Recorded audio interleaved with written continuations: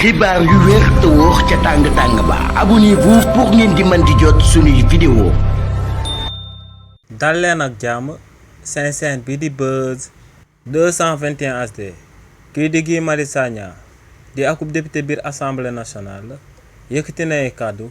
daal di ŋàññ ancien président de la république bii di président Macky Sall ginnaaw ba kookee génnee amaloon akub vidéo di féliciter Lions yu réewu Sénégal ginnaaw ba ñooñee dooree waa RDC ci éliminatoire yi nga xam ne dafa ñeel coupe du monde bu ñu war a daal di amal si li ni mel kii di Guy Marius Sagna ne ñëpp ñoo war a daal di génn daal di féliciter gaynde yi nga xam ne ñoom ñoo daal di door RDC sauf ancien président de la république bii di président Macky Sall ndax ne kookee ginnaaw ba mu nekkee woon ci bopp réew mi du ñu bokkoon ci gouvernement am waaye ne moom ci wàllu boppam moom da doon détourné alal bi nga xam ne Sénégal yi yëpp ñoom ñoo ko daal di bokk waaye tamit ne acteur principal bi nga xam ne moom moo fi daal di amal falsification de chiffre budgétaire ginnaaw ba mu lebee ay bor ci turu sénégalais yi daal di lekk xaalis ba noppi daal di koy nëbb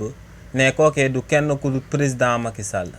ne en réalité président Macky Sall du ki nga xam ne bëgg na réewu